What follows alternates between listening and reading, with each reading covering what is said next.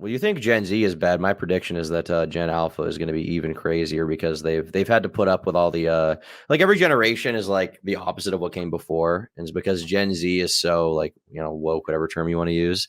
They've been very socially progressive. Not that progressive stuff is a bad thing, but very progressive, very against like making jokes. You can't joke about that kind of thing. I think Gen Alpha is going to be the opposite. They're going to be like Fortnite addicted. They're all going to know Python. They're all going to love fidget spinners, and they're all going to be dropping the N-word constantly. They're not going to get. Are they in high school now?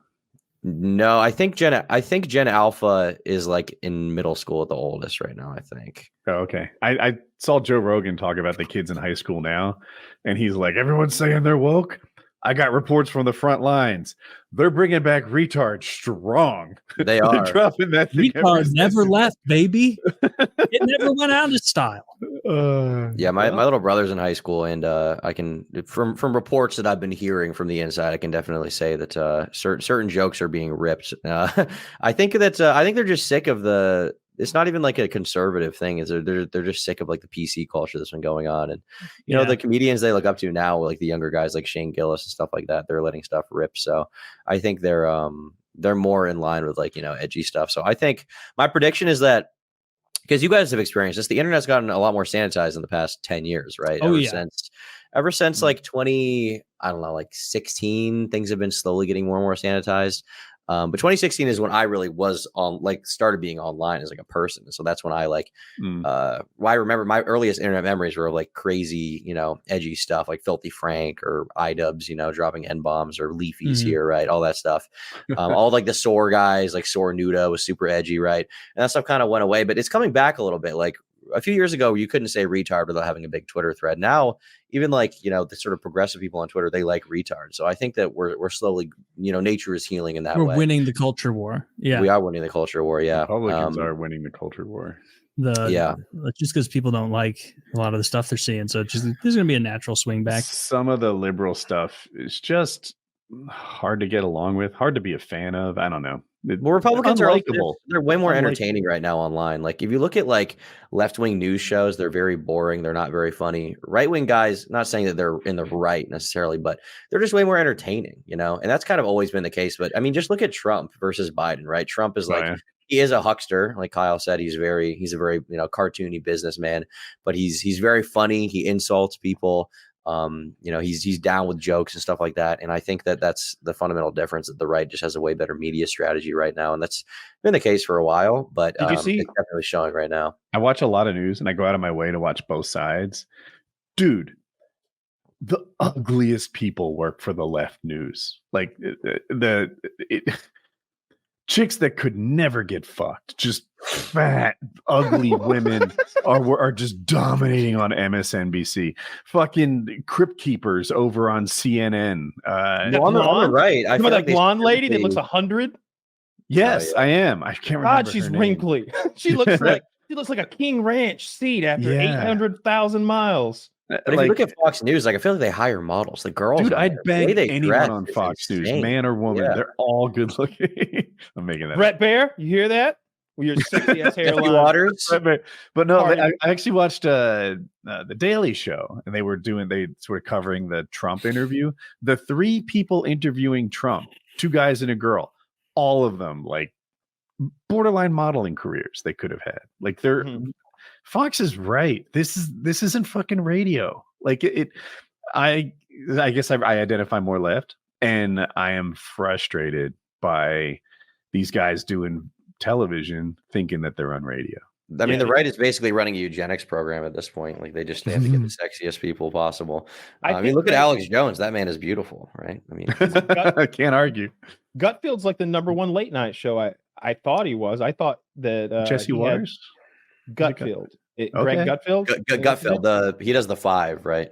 Yeah. I think his show outperforms, Jimmy Kimmel and Jimmy Fallon and whoever the third one is. Before that, it was Tucker. I mean, he was pretty huge, right? Before he got Yeah, I think the #1 show in late night would be the category, just late night television. Okay. It's Gutfeld. I said Gutfield. I watch it occasionally. It's kind of funny. It's not like for TV. It's okay for TV. gets out there. I try not to be some humorless, if you don't say what I want to hear, then I don't think you're funny. But Gutfield doesn't do it for me. Who's Steven Crowder? I watched him for years without knowing he identified as a comedian. Like I thought he was just kind of some kind of pundit. I'm serious. That's funny. So I saw not trying to change the subject, cool. but it was this video from Canada, and the dude he's got his cell phone as he's driving, and he's pulling up next to a police SUV that is covered with trans flag paint. It's got a transsexual flag paint job, and the passenger is a big black man with a long blonde wig on, and he gets him to roll their window down, and he goes, "Hey, are you police officers, or do you just identify as police officers?" And that's cracked me up for 3 fucking days. Like that is when you've gone too far. Why is your police vehicle like painted with the trans pride flag? Really? Look at this. Wow. Oh my God. I take it back. Toronto? Maybe the right's not. Who is LGBTQ plus? You had room for the rest. Why are you ending in plus? It's a long car. No, What's USL? I have no idea what that is. Wow. But I think you were saying the right's winning the culture war. Yeah, we're just backtracking on that. I would say that the left has so dominated the culture and culture war and like all forms of media for the past couple decades that like this, like what Tom's describing, like very young people is like the pushback of like they've only ever known this total left-leaning hegemony of like they just had pro-gay, pro-this, pro-that. Yeah. And so like crazy. What are the things that will get you in trouble from social media companies or at work or at school? Well, it's not, being too right-wing. And so kids are going to identify that and be like, oh, well, you want me to say this about trans or gay or, women or, okay, well, I'm doing the opposite. Like, I'm not doing that. And the problem is like there's a large part of the population out there that's not being represented by the media with their interests, right? And so the right can just basically speak to that in a few talking points, and they instantly win, right, in that way. Yeah. To me, where the right wins is when the left shoots themselves in the foot. Like here, I'm going to paint a picture for you. Imagine an overweight woman with short purple hair shaking her fist with tricep fat swinging around in anger. Do you think she's a conservative or a liberal? Yeah, we know what she is. Yeah. Well, I think that's part of why Hassan was so popular, because he was like the first attractive socialist to ever do it, right? Like, and he was doing very well for a while.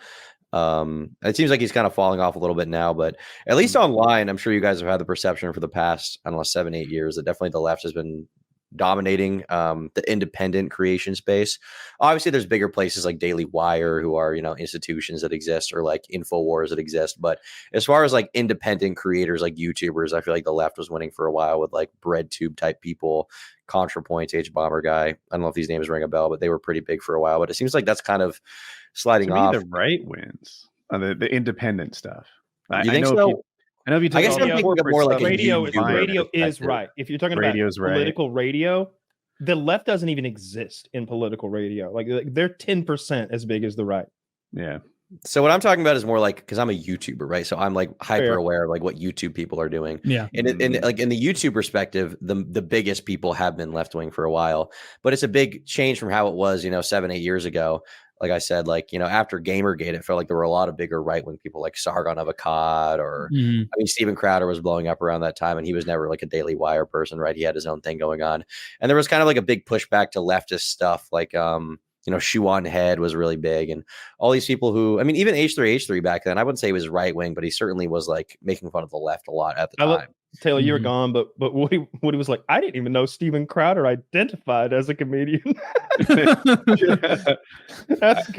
That's the thing about a lot of those famous right wingers. I think Ben Shapiro wanted to be an actor initially, and Crowder, there's videos of him doing stand-up, and he was brutally unfunny, but then he realized that when he did like kind of right-leaning jokes for a certain audience, people would be like, oh, I like that, Yeah, I think he's something other than a comedian, like me, right? I don't identify as a comedian. I'm on a comedy podcast and I have funny co-hosts. But, he's like a propagandist or something, right? Yeah, like to me, Steven Crowder is kind of a similar type thing. Like, it's just not comedian. That That's not. Yeah. It's like you wouldn't call Tucker a comedian. You'd say he's like a talk show news guy. He does funny stuff, but he's not a comedian, right? You see him on Yeah. Kill Tony? I thought he was pretty funny on there. Like he's kind of quick witted.